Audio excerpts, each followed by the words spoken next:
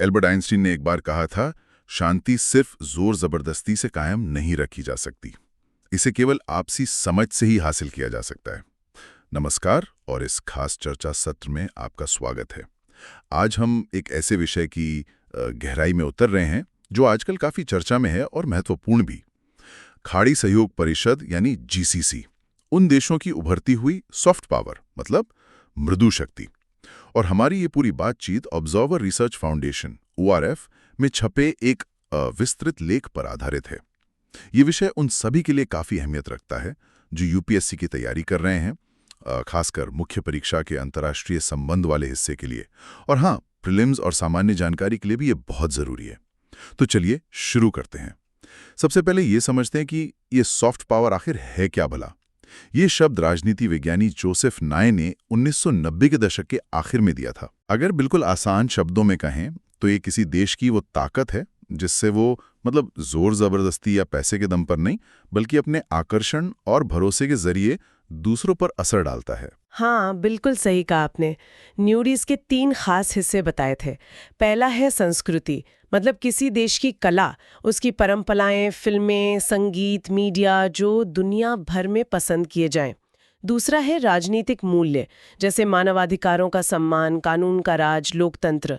और तीसरा है विदेश नीतियां, यानी दूसरे देशों के साथ उसके रिश्ते जो नैतिक रूप से सही और जायज माने जाएं। जब ये चीजें आकर्षक होती हैं तो देश का प्रभाव अपने आप बढ़ता है। हाँ, जैसे हम देखते हैं कि कैसे कोरियन ड्रामा या संगीत ने दुनिया भर में अपनी जगह बनाई है। ये उनकी सॉफ्ट पावर का ही एक उदाहरण है ना? लेकिन लेख में एक और दिलचस्प बात कही गई है कि आर्थिक निवेश भी सॉफ्ट पावर का हिस्सा हो सकते हैं। ये थोड़ा चौंकाने वाला है क्योंकि आमतौर पर पैसे को हार्ड पावर से जोड़कर देखा जाता है। ये कैसे काम करता है? हाँ, ये एक बहुत ही अहम नुक्ता है, खासकर खाड़ी देशों के मामले में, यानी यूएई, सऊदी अरब, बहरीन, ओमान, कुवैत और कतर। देखिए, जब ये देश अपने संप्रभु धन कोष मतलब सॉवरेन वेल्थ फंड्स से दुनिया भर की जानी मानी चीजों में पैसा लगाते हैं, जैसे मशहूर फुटबॉल क्लब खरीदना या बड़े विश्वविद्यालयों या संस्थाओं में निवेश करना, या फिर ग्लोबल साउथ के देशों में विकास के लिए पैसा देना, बड़े इंफ्रास्ट्रक्चर प्रोजेक्ट बनाना, और उनका मकसद मतलब फौरी तौर पर कोई राजनीतिक या रणनीतिक फायदा उठाना नहीं होता, बल्कि अपनी छवि सुधारना, लंबे समय तक चलने वाला असर बनाना या आपसी सद्भावना बढ़ाना होता है, तब ये आर्थिक निवेश सॉफ्ट पावर का हिस्सा बन जाता है एक तरह से। अच्छा, यानी इरादा और उसका असर मायने रखता है। अगर पैसा किसी को झुकाने के लिए इस्तेमाल हो, जैसे प्रतिबंध लगाना, तो वो हार्ड पावर है। लेकिन अगर वो दोस्ती बढ़ाने या अपनी अच्छी छवि बनाने के लिए इस्तेमाल हो, बिना किसी दबाव के, तो वो सॉफ्ट पावर है। समझ गया। बिल्कुल, सॉफ्ट पावर वाले निवेश आपसी आकर्षण पर टिके होते हैं। ये तभी सबसे ज्यादा कामयाब होते हैं जब उनमें कोई धमकी ना हो, दोनों पक्षों को फायदा पहुंचे और वो देश की पूरी छवि के साथ मेल खाते हों। यहाँ नियत और लोग उसे किस नज़र से देखते हैं, ये बहुत महत्वपूर्ण है। सही बात है। लेकिन ये सॉफ्ट पावर तो बड़ी अमूर्त सी चीज लगती है। इसे नापना तो बहुत मुश्किल होता होगा। दुनिया कैसे तय करती है कि कौन सा देश सॉफ्ट पावर में कितना आगे है? हाँ, ये वाकई एक चुनौती है। पहले लोग अंदाजा लगाते थे, जैसे कि किसी देश के विदेशों में कितने सांस्कृतिक केंद्र हैं, कितने विदेशी छात्र वहाँ पढ़ने आते हैं, वगैरह वगैरह। लेकिन अब कुछ ज़्यादा व्यवस्थित तरीके आ गए हैं। जैसे ब्रांड फाइनेंस नाम की संस्था 2020 से हर साल ग्लोबल सॉफ्ट पावर इंडेक्स यानी GSPI जारी करती है। ग्लोबल सॉफ्ट पावर इंडेक्स, अच्छा। हाँ, ये इंडेक्स दुनिया के 193 देशों को 55 अलग-अलग पैमानों पर परखता है, जिसमें संस्कृति, व्यापार, लोगों के आपसी रिश्ते, शिक्षा, कूटनीति जैसे कई पहलू शामिल हैं। इसमें यह भी देखा जाता है कि किस देश की अर्थव्यवस्था कितनी मजबूत और स्थिर है, कला और मनोरंजन में उसका कितना दबदबा है, उसका खाना दुनिया को कितना पसंद आता है, और क्या वो ज़रूरत पड़ने पर दूसरे देशों की मदद करता है। तो ये काफ़ी व्यापक तरीका है सॉफ्ट पावर को समझने का। तो इस ग्लोबल सॉफ्ट पावर इंडेक्स में खाड़ी देशों का प्रदर्शन कैसा रहा है, खासकर 2020 से 2025 के बीच क्या कुछ खास रुझान देखने को मिले? हाँ, काफी दिलचस्प उतार चढ़ाव देखने को मिले हैं। सबसे ज्यादा ध्यान खींचता है यूएई, संयुक्त अरब अमीरात। वो 2020 में 18th नंबर पर था और 2023 तक आते आते टॉप 10 में शामिल हो गया और 2025 तक अपनी जगह बनाए रखी। टॉप 10 में? ये तो कमाल है, वाकई एक जबरदस्त छलांग है। और बाकी देशों का क्या हाल रहा? सऊदी अरब और कतर भी काफी चर्चा में रहते हैं। सऊदी अरब भी पीछे नहीं रहा। वो 2020 में 26वें नंबर पर था और 2024 में 18वें पर पहुंच गया। हालांकि 2025 में थोड़ी गिरावट आई और वो 20वें पर आ गया। कतर ने भी अच्छी प्रगति की।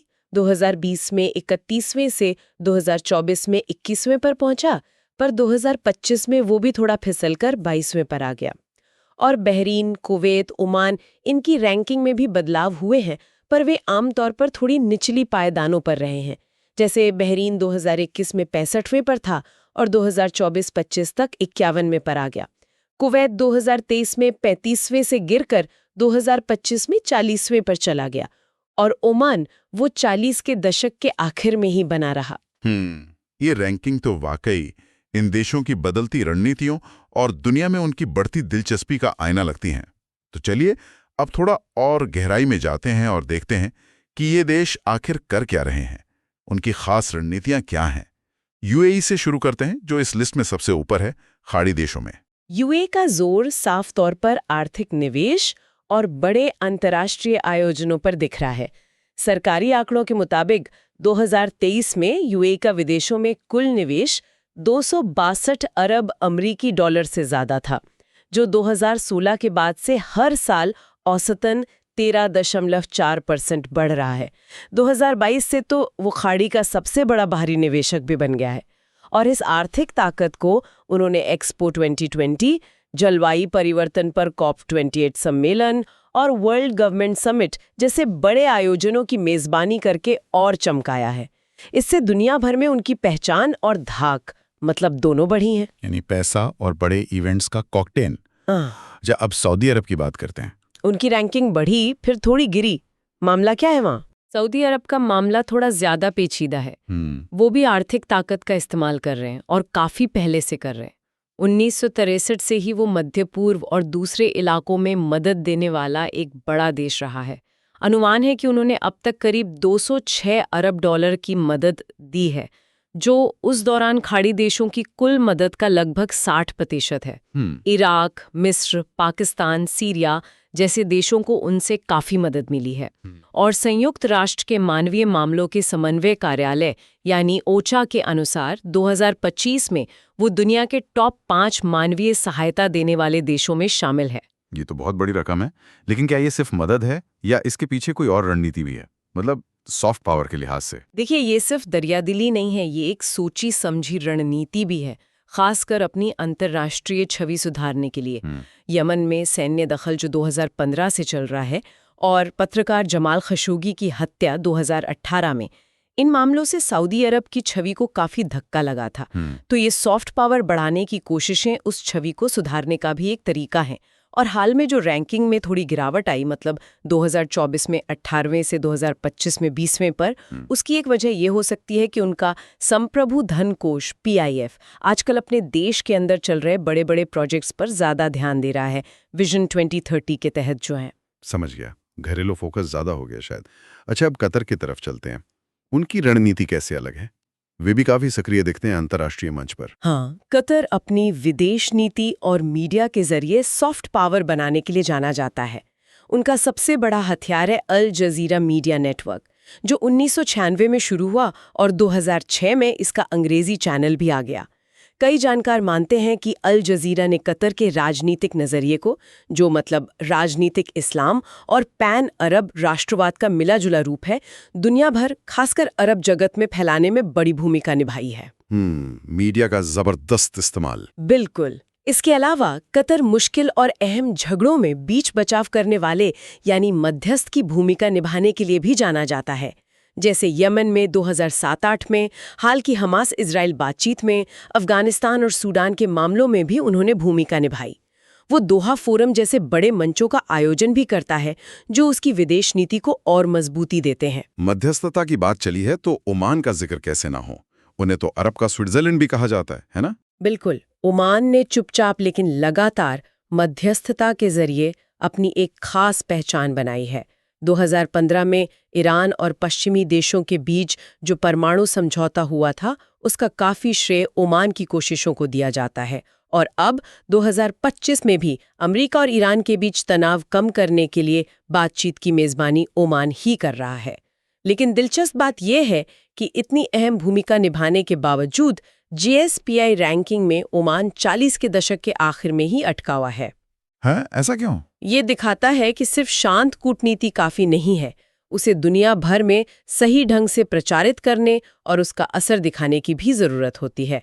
मतलब ग्लोबल लेवल पर प्रवर्धन, एम्प्लीफिकेशन की जरूरत है, तभी रैंकिंग में बड़ा सुधार आता है। ये वाकई सोचने वाली बात है। काम करो और दुनिया को बताओ भी। अच्छा, अब बहरीन पर आते हैं। सुनने में आया है कि उन्होंने राजनीतिक मूल्यों, खासकर सहिष्णुता और अनेकता में एकता, मतलब प्लूरलिज्म पर काफी जोर दिया है। हाँ, ये बहरीन की रणनीति का एक खास पहलू है। उन्होंने सहिष्णुता और बहुलवाद जैसे मूल्यों को बढ़ावा देने में काफी निवेश किया है। उन्हीं की पहल पर संयुक्त राष्ट्र महासभा ने 28 जनवरी को अंतर्राष्ट्रीय शांतिपूर्ण सह अस्तित्व दिवस घोषित किया। 2018 में उन्होंने king Hamad global centre for coexistence and tolerance भी स्थापित किया। माना जाता है कि ये कोशिशें 2011 के पर्ल स्क्वायर विरोध प्रदर्शनों पर सरकारी कार्रवाई के बाद खराब हुई छवि को सुधारने में मदद कर रही हैं। अच्छा, तो ये छवि सुधारने की कवायद भी है। हाँ, और बहरीन इस बात के लिए भी जाना जाता है कि वो अपने यहाँ शिया समुदाय को सालाना आशूरा मनाने की इजाज़त देता है, जो अन्याय के खिलाफ खड़े होने का प्रतीक है। ये धार्मिक सहिष्णुता दिखाने का एक तरीका है। उन्होंने ईसाई और यहूदी समुदायों से भी रिश्ते बेहतर किए हैं। एक रैबी हैं, मार्क श्नायर, उनके मुताबिक बहरीन में अरब प्रायद्वीप का एकमात्र सक्रिय और मूल यहूदी समुदाय रहता है। और नवंबर 2022 में पोप फ्रांसिस का बहरीन दौरा भी इसी सहिष्णु छवि को मजबूत करने वाला एक बड़ा कदम था। ये दिलचस्प है कि कैसे अलग-अलग देश सॉफ्ट पावर के लिए अलग-अलग रास्ते चुन रहे हैं। कोई अर्थव्यवस्था पर, कोई कूटनीति पर, कोई मूल्यों पर। आखिर में कुवैत की बात करते हैं। उनकी ताकत उनकी सांस्कृतिक अपील में बताई जाती है। इससे पहले भी उनकी अल अरबी नाम की मासिक पत्रिका पूरे अरब वर्ल्ड में मशहूर थी। बाद में जब थिएटर और टीवी का जमाना आया तो कुवैत खाड़ी देशों में सबसे आगे रहा। उनके नाटक और टीवी सीरीज, वो सोप ओपेरा जो होते हैं, वो सांस्कृतिक दुनिया पर छाए रहते थे। इसी विरासत को देखते हुए अरब लीग शैक्षिक, सांस्कृतिक और वैज्ञानिक संगठन एल्क्सो ने कुवैत को 2025 के लिए अरब संस्कृति और मीडिया की राजधानी चुना है। ये सम्मान उन्हें 2001 में भी मिला था। विदेशों में उनके सांस्कृतिक दफ्तर प्रदर्शनियां वगैरह लगाते रहते हैं, जैसे फरवरी 2025 में भी लगाई गई थी। लेकिन फिर भी उनकी रैंकिंग गिरी है, 2023 में 35 से 2025 में 40। ऐसा क्यों? हाँ, ये थोड़ी चिंता की बात है उनके लिए। शायद ये दिखाता है कि सिर्फ एक सांस्कृतिक विरासत होना काफ़ी नहीं है, उसे लगातार नए तरीकों से पेश करना और वैश्विक मंच पर प्रासंगिक बनाए रखना ज़रूरी है। तो ये तो हो गई अलग-अलग देशों की रणनीतियां। अब अगर इन सब रुझानों को एक साथ देखें तो क्या बड़े सबक निकलते हैं, खासकर अगर कोई नीति बनाने के नजरिए से सोचे तो। ORF लेख इस पर क्या कहता है? लेख कुछ बहुत ही दिलचस्प बातें सामने लाता है। पहली बात तो ये कि मूल्य आधारित कूटनीति जैसे बहरीन ने अपनाई है, वो बाकी तरीकों के मुकाबले सबसे ज़्यादा किफ़ायती, मतलब कॉस्ट इफेक्टिव साबित हुई है। कम खर्च वाली पहल जैसे अलग अलग धर्मों के बीच बातचीत को बढ़ावा देना या पोप का दौरा करवाना, इनसे उन्हें काफ़ी ज़्यादा पहचान मिली और 2021 से 2024 के बीच उनकी रैंकिंग में 14 पायदालों का उछाल आया। वाह! यानी जरूरी नहीं कि सॉफ्ट पावर के लिए हमेशा अरबों डॉलर ही खर्च किए जाएं। सही मूल्यों पर जोर देना भी बहुत काम आ सकता है। और दूसरी अहम बात क्या है? दूसरी अहम बात है मेज़बानी और मध्यस्थता का असर। ये किसी देश की पहचान बनाने के सबसे तेज तरीके साबित हुए। UAE का टॉप 10 में पहुंचना और वहीं बने रहना उनके बड़े आयोजनों और कूटनीतिक कदमों के साथ साथ हुआ है। इसी तरह कतर की रैंकिंग में जो सुधार आया, उसके पीछे उनकी अहम मध्यस्थता भूमिकाएं हैं।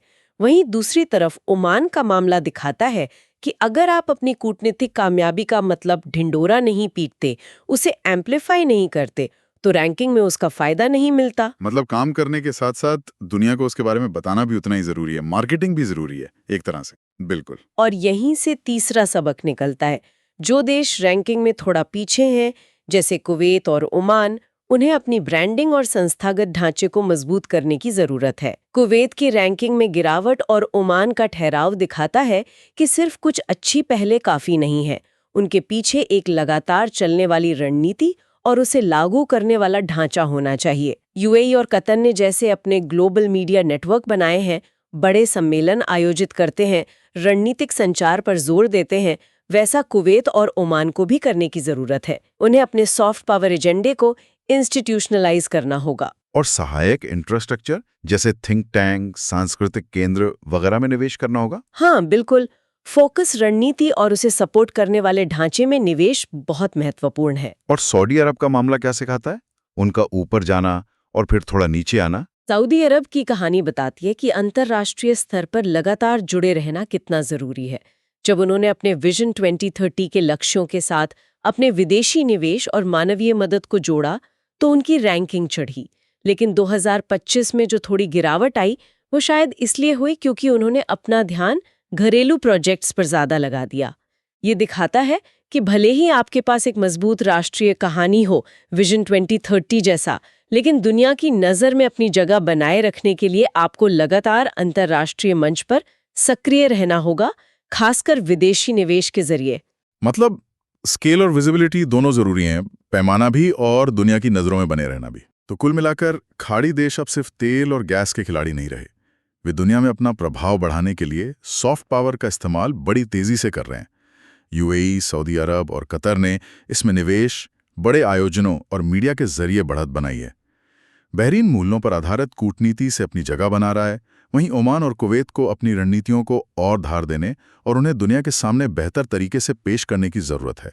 ये सारी बातें समझना खासकर यूपीएससी की तैयारी करने वालों के लिए अंतर्राष्ट्रीय संबंधों के लिहाज से बहुत जरूरी है। जाते जाते एक बात और सोचने के लिए छोड़ जाती हूँ। दुनिया अब किसी एक या दो महाशक्ति पर निर्भर नहीं रही। ये बहुध्रुवीय मतलब मल्टीपोलर होती जा रही है। ऐसे में खाड़ी देशों की ये क्षमता कि वे दुनिया की सोच को कैसे प्रभावित करते हैं और भरोसा कैसे जीतते हैं, शायद उतनी ही महत्वपूर्ण साबित हो सकती है जितनी उनकी आर्थिक ताकत।